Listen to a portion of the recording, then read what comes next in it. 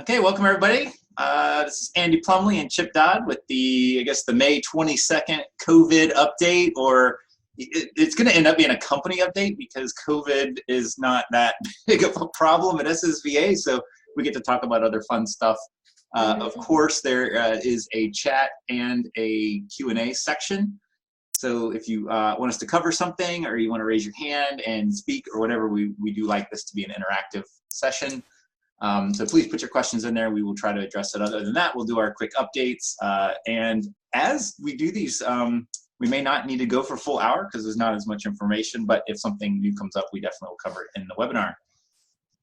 So let's see. I guess first of all, we should always thank right out of the gate the DSPs that are out there working with our customers, keeping them healthy and safe. They're awesome because we still have, like, to my knowledge, nobody's told me yet, but we don't have any COVID cases that are positive at all in the company. We've only had one staff get it and they are back healthy and safe to work. So as far as I know, we are just rocking it compared to a lot of other providers, not only in our field, nursing homes, et cetera. They have outbreaks and they're having a lot of problems. So I believe this is because you guys are out there busting your tail, doing a great job, and Andy and I appreciate that. The last thing we want to do is see somebody suffering through this crazy virus. So thank you for that. And of course, all the people working from home, keeping themselves safe and doing their best to support our frontline workers using technology, text, social distancing, whatever. Thank you guys out there. And then of course, our maintenance crews that are keeping the toilets flushing and the paint from peeling and the doors from squeaking. We really appreciate you guys going out there and helping keep things running, and the cars running, of course. So I think that covers everybody. Let me see, Andy, what you got going on, or what do you want to get into today? Let's see. Yeah, like Chip said, we've been doing real well. I appreciate everybody taking care. It's the fact that you all are taking care of yourselves and being careful when you're providing supports to the people who receive supports from us that we've been able to keep everybody healthy and safe, and that's been really, really positive. So we definitely appreciate this, and the fact that you show up every day, I imagine that it gets challenging sometimes, and so we definitely appreciate that. As far as new stuff going on, my goodness, K-Day is coming up on, I think we said the 6th. It's either the 5th or the 6th of June. I'll double check. It's going to be on a Friday, and we're going to do a virtual K-Day. So we're looking for ideas and suggestions of things to do. So we would appreciate it if you have any ideas or something, if you'd like to let us know, and we'll get something together for a company-wide Zoom celebration. Whatever that looks like. So we hope that you'll all be able to participate in that. The other thing is, Chip and I have been talking, we've been doing these once a week, and Chip, I was trying to figure out how to do a poll, and I couldn't get a new poll going, but I thought we could just ask what you would think. Is once a week still good, or would you like us to do them every 2 weeks? I don't know what your all's schedules are like, but it would be good to hear from you what you think.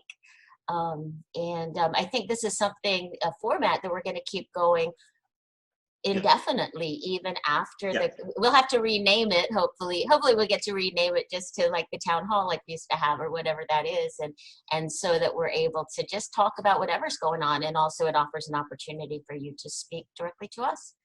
Yep, and I'll be setting that polling up as you're talking, because I think we have to do that through the web portal. Good. As far as programmatic stuff goes, there's been some changes with the state. They're looking at, we're looking at day program. Day program is the one program that shut down when all of this began, and it's been, gosh, it's the 22nd today, so it's been over 2 months, March, April, May, since it's been shut down. We don't have any plans at this time to open up before the 1st of July in any large scale way, and even then that's still up in the air. We have to see what happens. However, we are still looking to set up some individualized programs for people, particularly people who live with us. We are once again in a staffing crunch.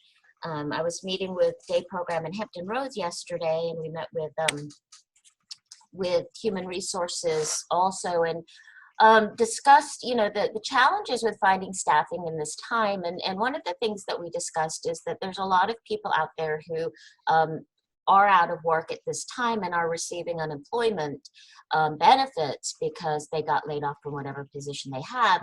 And the federal government has been nice enough to add in some extra funding for people on unemployment right now. So unemployment checks are pretty hefty right now. And I was thinking that might be some of the resistance for people coming back to work.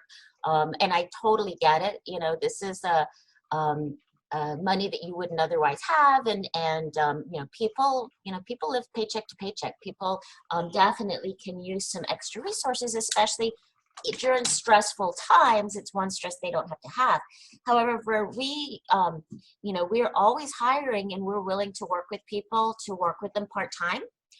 You know, my understanding is working 20 hours or less doesn't really impact those type of benefits. And so anybody who wanted to get out of the house a couple days a week, we could set up a schedule that was maybe just two shifts a week or one shift a week, that would get you through the next month or so. And that way, then when those benefits run out, you'd be prepared and already employed to start working a more regular schedule. So please put that word out there, share it with your friends.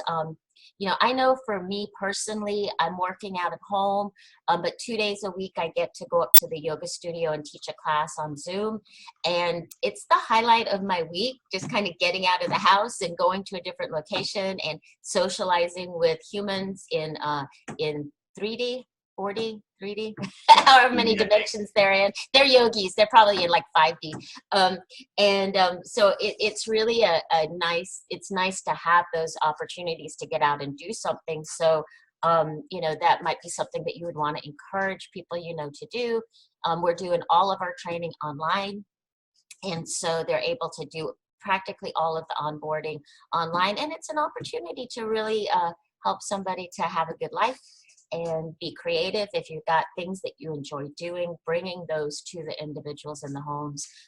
You know, we've been talking about gardens and, you know, getting out walking, hiking, games, puzzles, arts and crafts. There's all kinds of things. You play an instrument, come and play an instrument for people. There's all kinds of stuff that you can do that our guys would really appreciate. So we are hiring, and we are hiring part-time if people are interested. So. And we're hiring a lot of people. Yes. I think we could literally give probably 50 full-time jobs right now between all three divisions.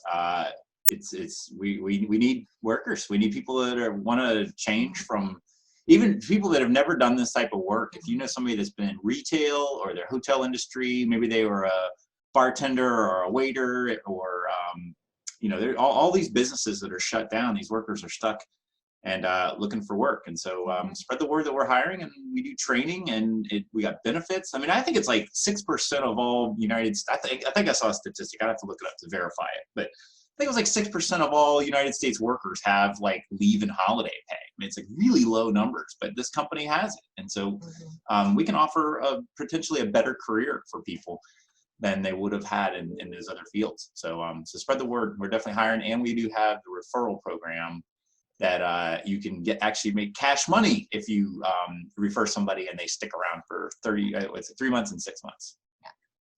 Yeah. So that's what I've got. I don't see Michelle on yet, so if she doesn't show up, I'll talk about training. Well, let's do the poll there real she quick. is. She is on. I see her. Okay, good. Let's do the poll real quick, just because this will be fun. So launch polling. So everybody, if you will, choose an option. Would you like these to be done once a week, every other week, monthly, or knock it off, guys? You're wasting my time.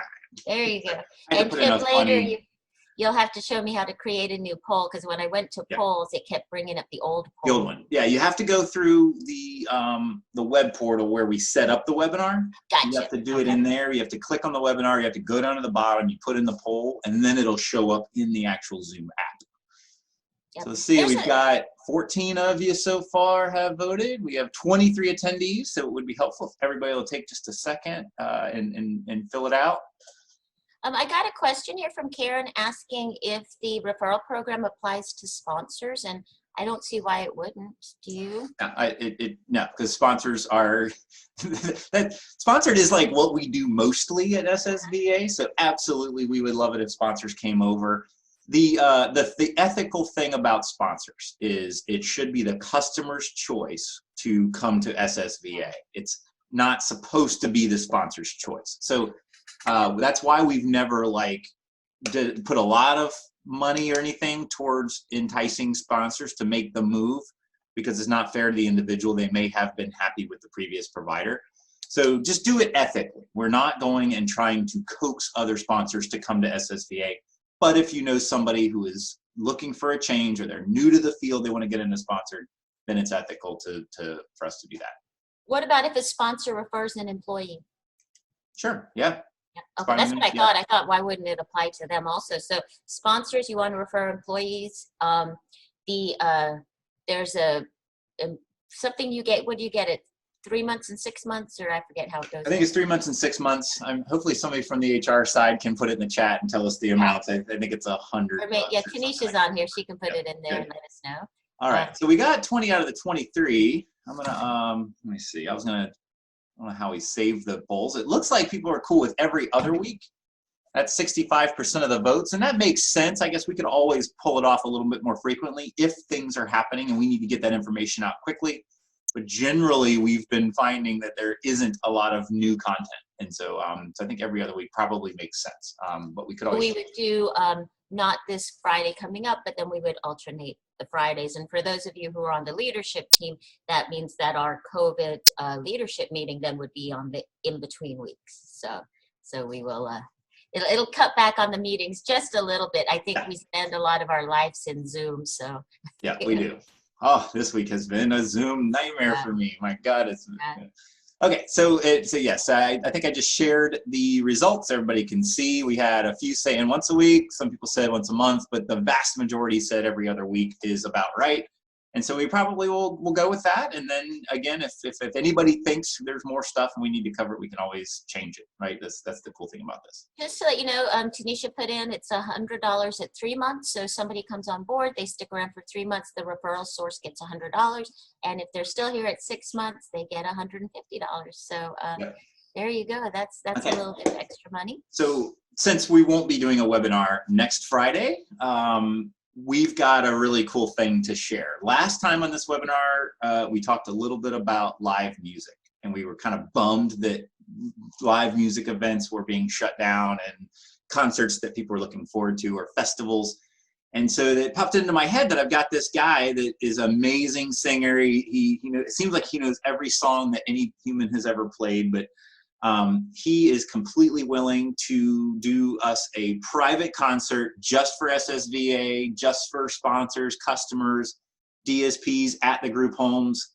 This is just us. Just like this on Zoom webinar, it'll probably be me kind of introducing him and then him playing, and just a live show. So anybody that has access to the webinar link on their cell phone or whatever, he's willing to play. And so after we did the poll on Mentimeter last week, it was the overwhelming majority of people said the best time of day, or I'm sorry, best day of the week was Fridays, and the best time of the day was 6 o'clock.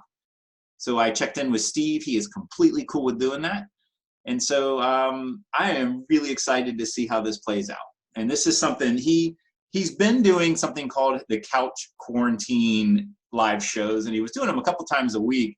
And if you've never done a live show where the host is interactive, it's really kind of neat, where you can see in the chat where somebody say, oh, I want to hear Pretty Woman or whatever, and then he plays it and people banter back and forth.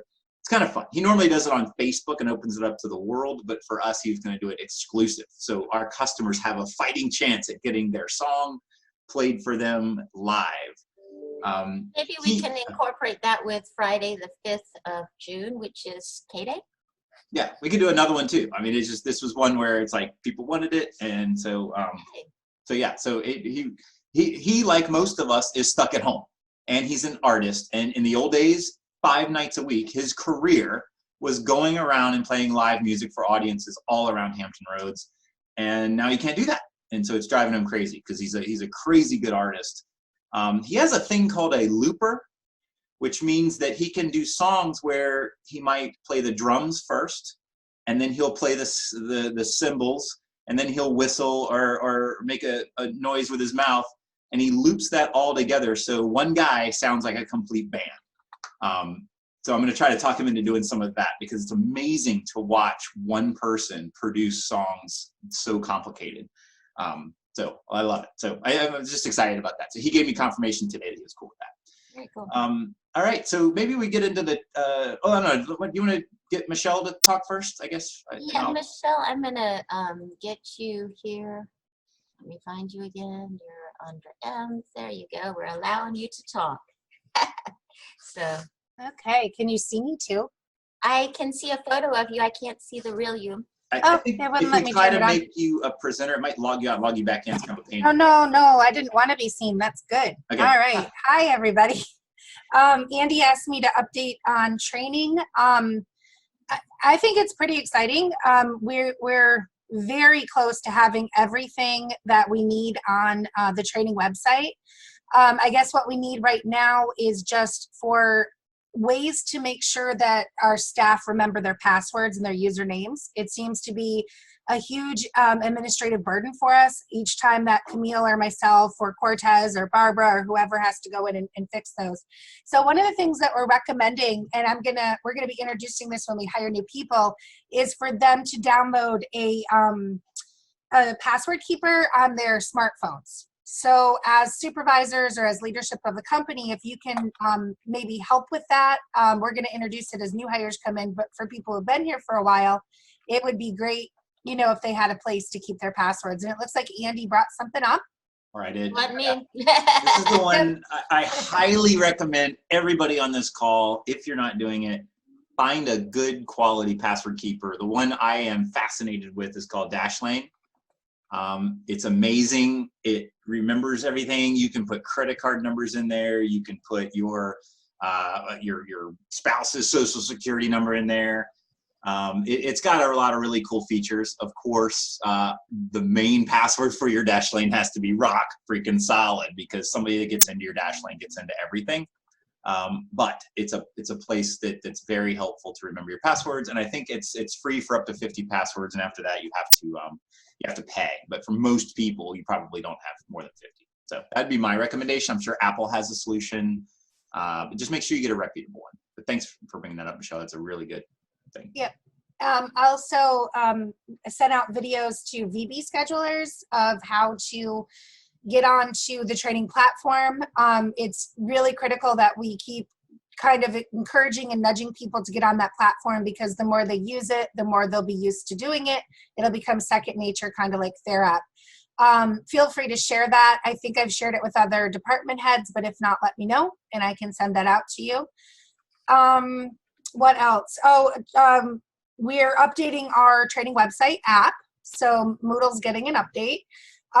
We talked to some people yesterday and they said once they start, it's going to take about 3 weeks. There won't be any downtime that really affects us, because they're going to do it in at 1 or 2 o'clock in the morning. So if there is any downtime, but the goal is that it'll run quicker, because I know that's one of the frustrations for everybody, is it is so slow and it's so hard to move from one spot to another. So we're hoping that it'll be quicker. We're hoping it'll be fully searchable. And so we're working behind the scenes on that. The competency website is getting ready to get updated as well. Just a lot of new stuff coming down the pipe.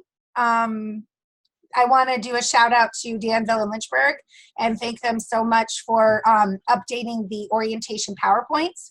So now we also have a standardized orientation, and it's standard information, but it's been individualized for each region so they can put their little spin on it. So thank you, Cortez and Barbara, for updating those and getting those out. I don't think I have anything else. I think that's all the training news. Jeannie is working hard on med policy. I talked to her the other day, and she's very close to having that done. Fantastic. So yeah, it's doable. It's so weird. Like, I would never have thought we could get to this point, but it feels like this is the new way things are going. So just surprised at how much we've been able to accomplish in just a few months. So yeah. That's it. It's I think the cool things we're going to start seeing on Moodle that Michelle's been working on is the path to professional development is going to be more clearly defined. So when new people come on, they're going to know what's expected, and also it'll be real clear what your recertifications are. And I think for the most part, just about everything you'll be able to recert online, which allows the flexibility, especially for the sponsors, that it gets a little bit challenging to come in as much. you know, when you're looking after somebody or supporting somebody. So it's going to add value. You're working overnight, you'll be able to maybe take some research on the overnight. Michelle's also been doing some evening trainings and, you know, being a little bit more flexible with the times of the training to better meet people's needs. So yeah, I think it's going to be much more user friendly for the person getting training. So Yeah. My last thing that I just realized, we just finished up LEAP training. So we now have 5 new LEAP trainers. So we have a few people that receive services that have been certified, and then we have a few of our supervisors and DSPs that have been certified. So that's pretty cool. There's not an online option for that, but I think as we are able to meet in small groups, we can start to introduce that. But that training is specifically for people who use service, and it's abuse prevention and how to advocate for yourself and, you know, to recognize if you're being harmed. So it's a really cool training. We can begin to introduce that to Lynchburg and Danville. I'll ask Molly for another session for that if we want trainers out there. And then chat training is going to start probably in about another 3 weeks, which is a health advocacy training. And so if anybody's interested, please let me know. I've got a huge list. I've got like 17 people that want to get involved with chat training, which is pretty awesome. But we can continue to do those. And again, it's a way to also make some extra money because you get paid each time you train it. So just wanted to throw that out there. And I'm done, I think. thanks, Michelle. Thanks, guys. I won't make you disappear. I'm just going to disable talking. There you go. Yeah, don't kick anybody out. Yeah, I've got it down now. I'm learning. Yep. And so one other thing, because especially I know there's some sponsors on the call and probably some DSPs. The other piece of software that we've had really good luck with, and I know out in Lynchburg, I know Karen's just gone crazy with it. It's called Screencast-O-Matic, and we're able to teach things by recording the screen. So you can like see the mouse moving around, and it also can record on your cell phone. And so it's a really cool tool that I think we probably will be using more in the future to help people learn how to do things like, say, discontinue a medication in their app or things like that might be something that you don't do on a regular basis. We can use that tool to teach people how to do it.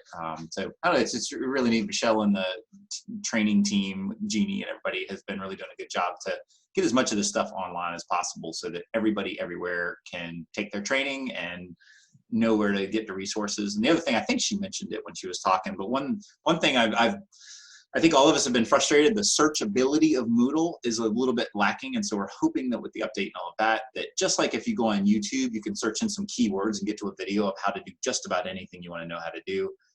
We're really pushing hard so that Moodle has that same functionality. So it's not just a training platform, but it's truly like a wiki for finding anything you need to know to do your job, primarily customer services stuff. But wouldn't it be nice if everybody's job, every task was on Moodle and had a video or something to show you how? So we're pushing in that direction. But either way, trying to help make your lives easier using technology.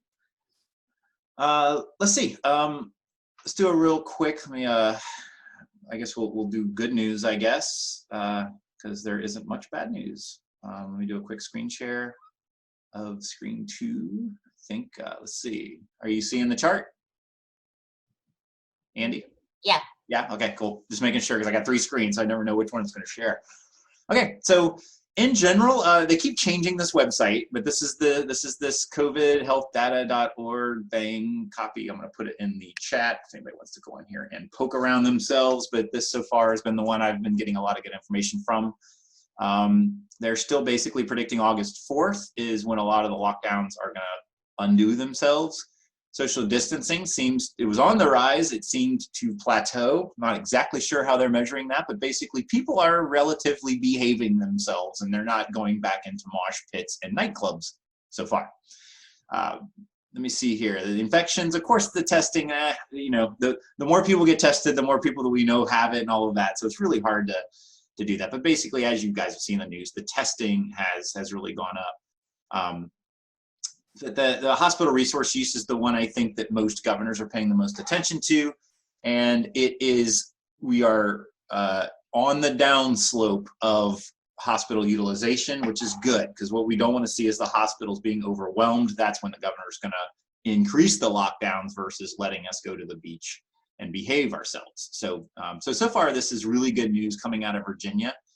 So let's take a look and see. This is my data, which is based on the same data that the governor's using, but I don't necessarily trust some of the stuff that comes out from other modelers, so I model it myself.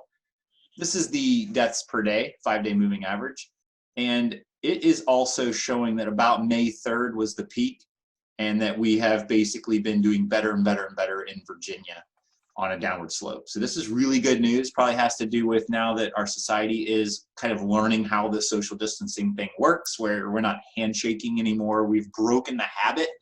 We've been doing this now long enough that it's now a habit that has been formed. And they always say you have to do something for like more than 30 days, if not a couple months, for it to be habit forming. So this is the new normal. And so I believe we are on the downslope of this, where we have permanently changed the way our culture interacts with each other.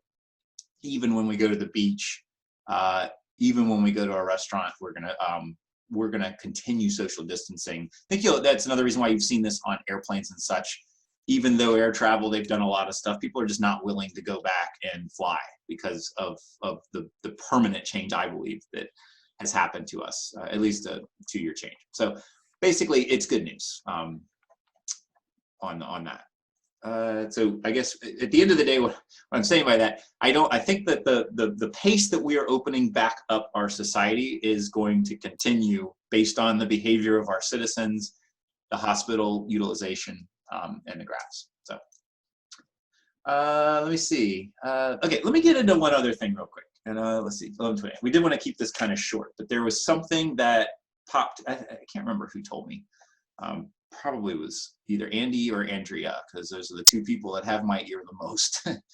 But what I wanted to do is get into, because we have sponsors and folks on the webinar that don't get to participate in a lot of our leadership meetings and to understand kind of why we do what we do. I wanted to share a cool basic, our mission, vision, values, and all this kind of stuff. So let me start at the top. Our mission statement, we changed a handful of years ago, but it has lasted the tested time, and we still like it, which is realize success by helping others realize theirs. That is intended to primarily, obviously, you would probably think, oh, well, this is all about the customers. And it primarily was, but then we also realized that we're helping anybody that comes and works for us and decides to be with this company for their career. We're helping them realize their success as well by helping them better themselves, learn new skills. Maybe they get promotion to increase their income, better their family life. Positive practices is something that's not just for using in therapeutic supports. It's what you use with your kids and your pets and all of that. So I truly believe that we're helping both our customers and our staff. So that is our mission. This is why SSVA kind of does what we do. The vision is kind of something that the wording has changed, but it's been basically the thing that my mom started way back, was a positive and peaceful world for all. And that's kind of the driving force, like positive and peaceful. If it's not that, then it's not SSVA. And so we try to build that into everything we do. Recently, and this is something that this is why we haven't really we haven't done sponsored meetings that I've attended in a long time, and I miss our sponsors. I love hearing what's going on. So maybe once we're allowed to recongregate, maybe I'll come out and do some more sponsored meetings in person. But Andy and I went through and really looked at the core values, and many of us that have worked for corporate companies, like let's say McDonald's, that's where I worked for a long time. Yeah, their core values are kind of like bull crap. It's just stuff you put on the wall and not really take to heart. But as Andy and I were going through and redoing the core values, these are not aspirational. We were like, this is the way we think and operate. This is how we make decisions. This is how we ask our leadership to make decisions. The other thing is, if you notice, like a lot of core values are things like leadership and teamwork, and it's not really an actionable item. So when Andy and I redid these, we wanted to make the sentences that are actionable. What is it that you do to help your colleagues or help your customers live in a positive and peaceful world, wherever that world is. And so we pursue learning and growth. We build relationships. We do the right thing. We care about others, and we create fun experiences. And so each time anybody in our company is making a decision, it should be in line with those core values. When we hire somebody, we want to make sure that they understand our core values, that this is the expectation. Like, your job is to create fun experiences for our customers. If they're not smiling, we're doing something wrong, right? Or build relationships between our customers and the community, or build relationships with one DSP with another DSP if we think they'd make a good team together. Or one sponsor should talk to another sponsor if there's a symbiotic way that they can better support their customers together. So just wanted to put that out there. We probably should do a better job of bringing our core values up in meetings, and maybe even doing shout outs when somebody does this. But this is also the thing they always say, and there is, I've had both sides of this conversation, is should the owner of the company come up with the core values because it's basically, it's their company, it's their vision, it's their mission, or should it be let's say, put out a survey to all the employees, sponsors, DSPs, customers, say, what do you guys think the core values should be? And then make it that, even if they were out of line with the owners. So we've actually at SSVA gone both ways. And so I think what you're seeing in front of you right now is both.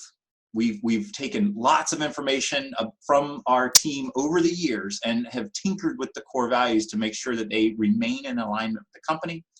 But then also, Andy and I spent a lot of time sometimes arguing, because like she might have wanted to say, we want to bend ourselves into pretzels doing yoga. And I go, no, I want adventure racing in there. And she goes, no, we're not going to go run around in the woods. So we had to punt stuff that that individually we wanted, and decide on ones that we agreed on that were also in line with the ones that our employees have told us over the years.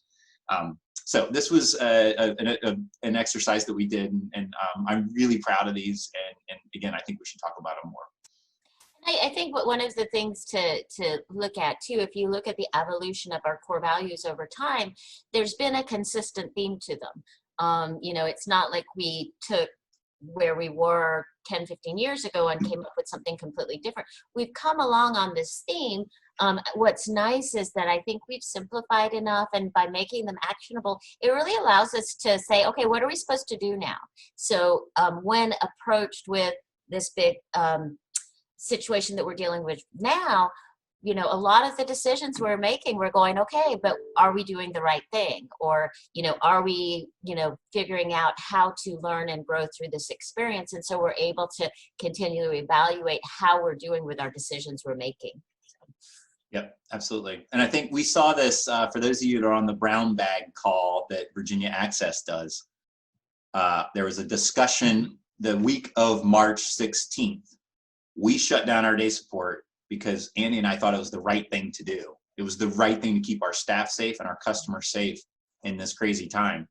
And there were providers that were like going full blast. No way, we can't afford it. We're going to keep going. And on the last call, I think the Eastern Shore, for example, the CSP at the Eastern Shore kept going, having their day support. And I believe they're now paying the consequences. And I remember being on that call saying, for anybody who keeps their program open, you're going to look back and have to live with this decision in 2 years, because people are going to die. So I believe Andy and I did the right thing, and our company is COVID free. And a lot of other companies that remained open have outbreaks, and people have been hurt and maybe even passed away. So that's an example of how our core values. It wasn't about the money. We were like, we'll figure out how to pay the bills, but we are not going to put our staff or customers in jeopardy. And the same thing goes with reopening. We're not going to reopen unless we think we can do it safely. So either way, it's just an example of how the core values drive decision making. So this is more on the business side. This is when we typically don't spread around too much, but it is also the way that the company is trying to achieve the mission, vision, and values. And so a BHAG is something, I think it's Stephen Covey or one of these business people, but basically they say, what's a goal that the company should come up with a goal? One big thing that if everything worked out perfectly, what would that look like? And so what I was thinking of, because every time we try to solve a problem, it's always we can't find enough awesome staff, right? How do we, basically, well, we want to take this intake, but we don't have enough staff to do it. Or we want to, whatever, we want to take this intake. This guy is perfect for the company, but there's not a sponsor with a vacancy. But we can back down almost every problem into the fact that we need more awesome employees or sponsors, right? Almost at every level. So if you ask why 5 times, it almost always ends up as a person issue that we're trying to overcome. So we basically, the BHAG was, I want SSVA to be the most sought after provider to work for in Virginia. I don't really like the words work for because I think of people working with the company, but the words work with makes it sound like a CSP or something else. So until we figure out better wording, that's basically what it is how do we make it sure that the DSPs want to work for us first and then go to another provider if for whatever reason we can't hire them. Because if we have that line at the door of people begging to work for us, because we're positive, because we have good benefits, because we do the right thing and we treat people fairly and all of that, we can grow the company. We can provide the best possible customer supports in all of our different programs, whether it be sponsored group home, in-home, day support, etc. But BHAGs are supposed to be measurable. So I stole the measurability from Tony Shea from Zappos, where he had a thing basically, after you get a candidate through the onboarding process and you actually offer them a full-time position, he also offered them a check to walk away. And his check was a lot bigger than a check that I could write because the company's a lot bigger and more successful and they got bought by Amazon. But basically the idea, wouldn't it be neat if we could offer a DSP or a sponsor $1,000 and a job and say pick one, and they choose the job over the money because they want to work with us that bad? That's an aspirational goal. Wouldn't it be neat if?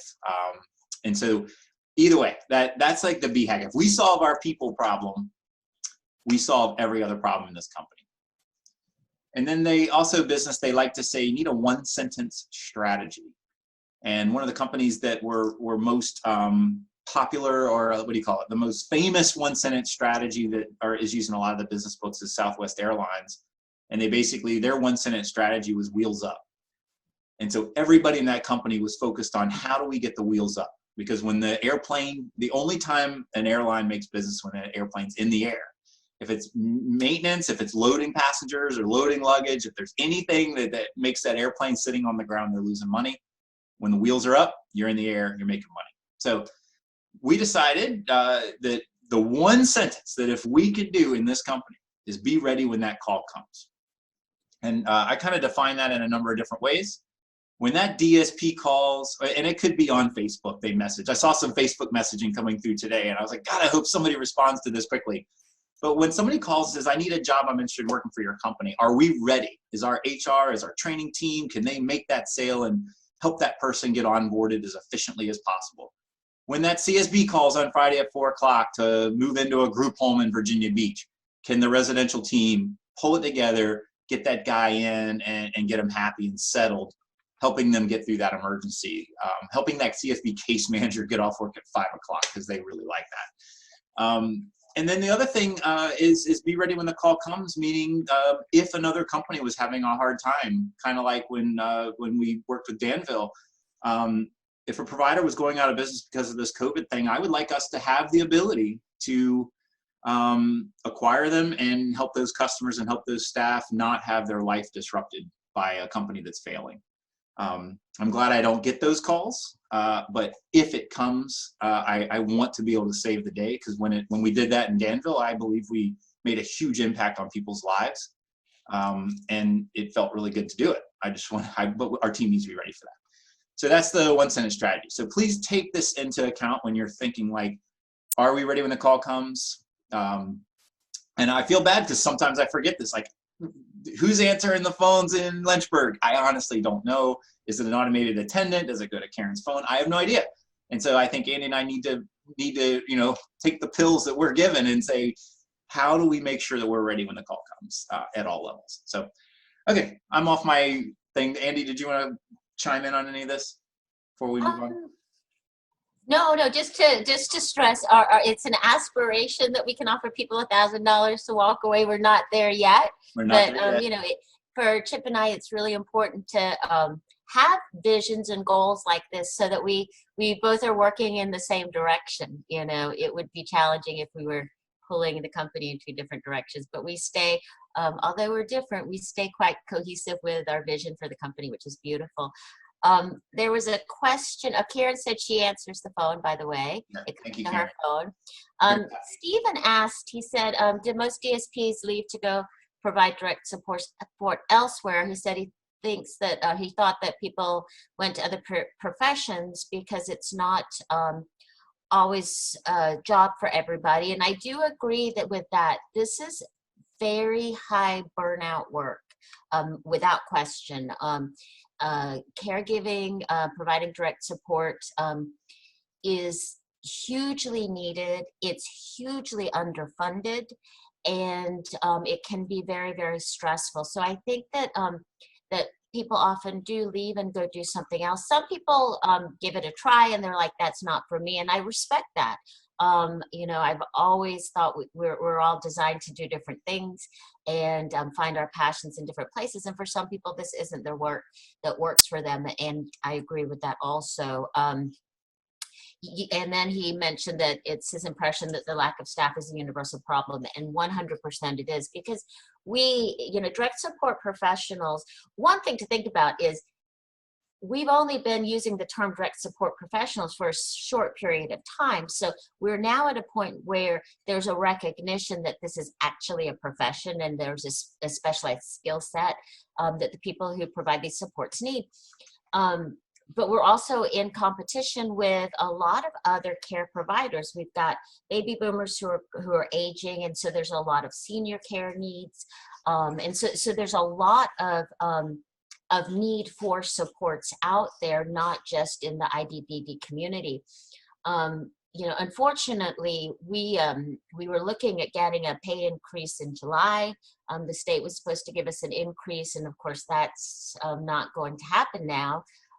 Because you know, the state has lost a great deal of revenue, and so the budget that was passed is not the budget that is, and so we'll wait and we'll see what's happened. I did have this thought the other day, though, that if we were able to put out all this extra money for unemployment, wouldn't it be wonderful if that money went to the direct support professionals? We've been pressing getting the word out there that that our direct support professionals are essential workers and should be given the same respect and value as doctor or nurses and medical professionals, EMTs and teachers, and all of these people, grocery store workers that we're hearing shout outs for. We've had one letter writing campaign that support services send in letters. And I did get a telephone call from Elaine Lauria's office thanking me for the input. And I did post on the TheraP, a splash message that there was a thank you to direct support professionals that went out from the local state office. So that was nice. So hopefully you got a chance to look at that. So hopefully the recognition of you all as essential workers is really getting out there, and the value and the skill set that you have is being recognized. And so I think that's part of it. It's challenging work. There's a high burnout, and it doesn't always get the recognition that it deserves, and that's unfortunate. So yeah, it's a universal problem. You know, one of the things moving forward is, as a lot of businesses may be shrinking a little bit, like retail or restaurants and stuff, there may be people looking to try something new. And so maybe we'll get some renewed interest in what we do. So, Yep. And historically, when the economy goes down, it's good for us because it means that there are more people looking for jobs. And when the economy is kicking, it's bad for us because everybody that wants a job has a job. So let me see if I can find it real quick. Okay, so this is the United States unemployment rate.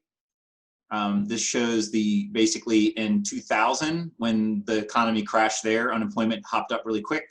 And then we got it all back under control until 2008, when the housing crisis crashed and it went up to here. And then we've been on this track. So this is why SSVA and every other, like Stephen said, it's basically a universal problem. is that as the economy unemployment rate was coming down to where it was the best of all time, literally, and since they've been tracking the numbers, that's when COVID hit. And now look at this, where we are now. I mean, I think we just put another 2-point-something million jobless claims just came in yesterday.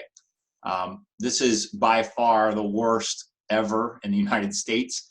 And half the people trying to get unemployment, the unemployment system can't even process them. So the numbers are higher than this, because these are the ones that actually got unemployment or made a claim if you're still waiting in line. And so this is really, really bad. It's going to make the Great Depression look like Mary Poppins. But the beauty of this is SSVA is fine. And we could give 50 people jobs right now today. And if we have enough staff, we can take intakes and grow the company. So we can help and be part of this problem, or help solve this problem. And this is not just us. This is a human services field. There's other providers out there that are desperate for workers right now. So this is another reason why we need everybody's help to spread the word that we're hiring. You know, unemployment might be nice, but it doesn't bring you value in your life as a citizen. And it's a lot better to spend a day with somebody with a disability and put a smile on their face. And then when you go to bed at night, you're like, wow, I did something amazing today. And so let's help some people have that feeling. Yeah, so let me see, anything else? I don't see anything else in the chat. So, all right, well, that's all I had. If we will be sending out, that's the other thing. Since there's nothing really sensitive on these webinars, I put them on our YouTube page, and I did open them up. So if you want to go back and look at one from a while back, you can. You can. I've been sending those out on through SCOM. The most recent one you got, I think, was from the 8th of May. Chip just sent me the newest one, and I'll send that out today. And then we'll also send this one out, so you'll also get it through SCOM. Yeah, and I'll process this one quick. So if Andy, if you want to wait, then I'll send you this link after I get this one processed, and you can send them both out at the same time. Yeah, the last one I went to the cloud, took me a minute to download it and get it all done. This one, it's on my computer, so I'll be able to give it to you very quickly. So, all right. So I guess if no other questions, also, I'll put the webinar link for the Steve Force live private concert for SSVA for Friday. And so Andy, let's add that into that link as well. That way, as people are sharing it with others, and I really would need y'all's help to get the word out to the sponsors and the group homes, the DSPs out and in-home, anywhere. What I'd really love it if the customers get to put their favorite song in the chat. Whenever I did DJs at the ARC conference, wasn't a DJ, I guess. What do you call it? Whatever. It's kind of like karaoke. People got to pick a song, and I'd go find it and play it for them, and they got to dance and listen to their music. You know, songs like Pretty Woman or Bob Marley. I mean, Steve knows all of those hits that play at traditional American pubs. And so please get the customers doing that. I really want to, I'd really love to see it if they really get a kick out of it. And he'd be willing to do it more often if there's a big turnout. So, so I don't know, just share it. Hopefully every group home, it will be dancing, and every sponsor will be dancing on Friday night at 6 o'clock. And everybody in admin, that no matter where you are, you can listen to it on your cell phone while you're driving down the road and hear his music and make requests. So I would also appreciate if anybody does have a request. I guess send that to me maybe by email ahead of time. It'd be really cool. That way he kind of knows the gist of what music to play, but be prepared in the chat to do it as well. And he does have a side of him. He kind of likes old school hip hop. And so acoustic hip hop is always fun. And so I told him, be prepared to play some of that too, because those of us that liked hip hop back in the old days. So, all right, enough of that. All right, anything else from you? I don't see any more questions. So have a great Memorial Day. You know, think about the people who we're memorializing during this time, and be safe. Take care of each other. Wash your hands and enjoy some sunshine. Bye, everybody. Bye-bye, guys.